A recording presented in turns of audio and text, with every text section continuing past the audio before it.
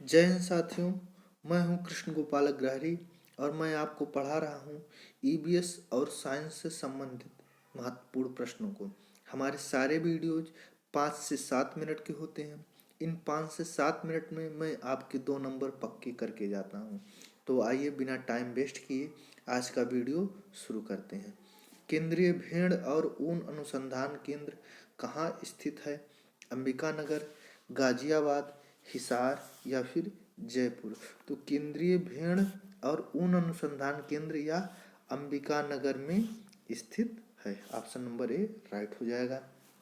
अगला प्रश्न देखते हैं, मोस्ट इम्पॉर्टेंट प्रश्न। गाय का गर्भकाल कितने दिनों का होता है? 270 दिन, 278 दिन, 282 दिन या फिर 290 दिन। तो जो गाय का गर्भकाल है यह 278 दिनों का होता है। ऑप्शन नंबर बी राइट हो जाएगा। आइए अगला प्रश्न देखते हैं, भैंस का गर्भकाल कितने दिनों का होता है? 270 दिन, 278 दिन, 282 दिन या फिर 308 दिन। सही आंसर है 308 दिनों का भैंस का गर्भकाल होता है। अगला प्रश्न, भेड़ का गर्भकाल कितने दिनों का होता है? 130 दिन, 140 दिन, 150 दिन या फिर 160 दिन। भेड़ का गर्भकाल 150 दिनों का होता है। ऑप्शन नंबर सी राइट हो जाएगा। बढ़ते हैं अगले प्रश्न पर। सही जोड़ियां बनाना है। एक तरफ जो है प्रजातियों के नाम दिए गए हैं, दूसरी तरफ पशुओं के नाम दिए गए हैं। तो सही जोड़ी क्या होगी? जमुना पारी जो है यह क्या है? बकरी की प्रजाति है।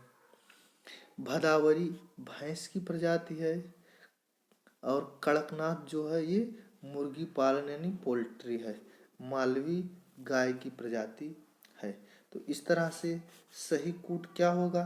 सही कूट ऑप्शन नंबर ए हो जाएगा। जमुना पारी बकरी की प्रजाति हो जाएगी, यानी ए का दूसरा, बी का तीसरा, सी का चौथा और डी का पहला हो जाएगा। आइए अगले प्रश्न पर बढ़ते हैं। ऑप्शन नंबर ए इस प्रश्न का राइट हो जाएगा। अगला प्रश्न है, स्ट्रिप का परीक्षण किस रोग से संबंधित है? मिल्क फीवर, न्यूकैसले डिसीज, थनैला या फिर टिक फीवर। स्ट्रिप का परीक्षण यह पशुओं में थनैला रोग से संबंधित है। पशुओं के थनैला रोग की जांच के लिए स्ट्रिप का परीक्षण किया जाता है। पशुओं में होने वाला अफरा रोग कारण है, किसका कारण है अफरा रोग? जीवाणु का, कवक का, विषाणु का या फिर प्रदूषित आहार से होता है। तो पशुओं का जो अफरा रोग है यह प्रदूषित आहार लेने के कारण होता है। यदि पशुओं को प्रदूषित आहार दिया गया है तो उनको अफरा रोग हो जाएगा। अगला प्रश्न देखते हैं। अगला प्रश्न है, पशुओं में मिल्क फीवर की बीमारी किसकी कमी से होती है? कैल्शियम की, विटामिन डी की, लोहा की या फिर नत्रजन यानी नाइट्रोजन की। तो पशुओं में मिल्क फीवर की जो बीमारी होती है यह कैल्शियम की कमी के कारण होती है। पशुओं को कैल्शियम कम मात्रा में दिया जाएगा तो उनमें उनमें मिल्क फीवर नाम की बीमारी हो जाएगी। खुरपका एवं मुंहपका रोग किस में पाया जाता है? बिल्ली, गोपशु, कुक्कुट या फिर मानव। तो खुरपका और मुंहपका, जैसा कि आप देख रहे हैं खुर और मुंह, ये बीमारियां जो हैं गो पशु में पाई जाती हैं, यानी गाय से संबंधित जितने पशु हैं उनमें यह बीमारी पाई जाती है। अगला प्रश्न है, पशुओं के पैरों तथा मुंह की बीमारी के क्या कारण है? विषाणु, प्रोटोजोआ, बैक्टीरिया या इनमें से कोई नहीं। पशुओं के पैरों तथा मुंह की बीमारी का जो कारण है वह है बैक्टीरिया।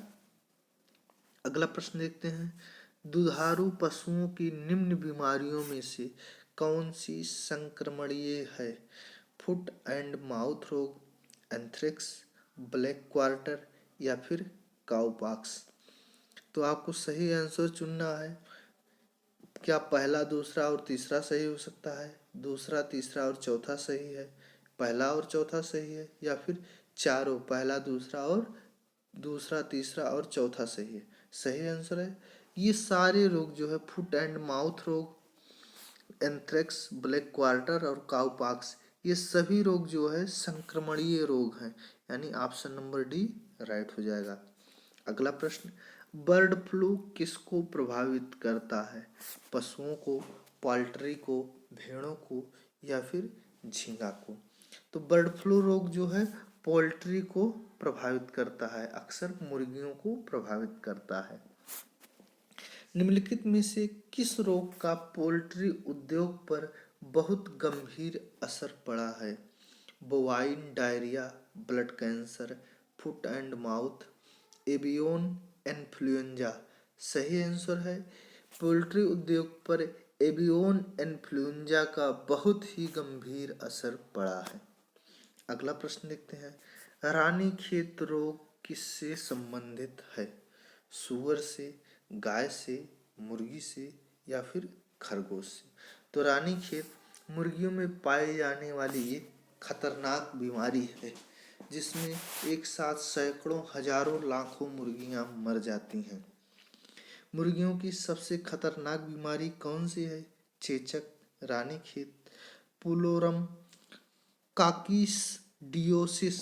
सही आंसर है रानीखेत। मुर्गियों की सबसे खतरनाक बीमारी जो है वह क्या है? रानीखेत है। अगला प्रश्न है, भारत ने नीली जीभ रोग के लिए पहला टीका विकसित कर लिया है जो मुख्यतः निम्न में से किसमें पाया जाता है? मुर्गी में, कुत्ते, भेड़ और बकरियां, बंदर। सही आंसर है भारत ने जो नीली जीभ के लिए पहला टीका जो विकसित किया है वह मुख्यतः भेड़ और बकरियों में पाया जाता है। तो ऑप्शन नंबर सी राइट हो जाएगा। तो हमारा ये सेशन कैसा आपको लगा? आप हमें कमेंट बॉक्स में कमेंट करके ज़रूर बताइए। अगर चैनल पर नए हैं तो चैनल को सब्सक्राइब कर लीजिए। मिलते हैं नेक्स्ट वीडियो में, तब तक के लिए जय हिंद,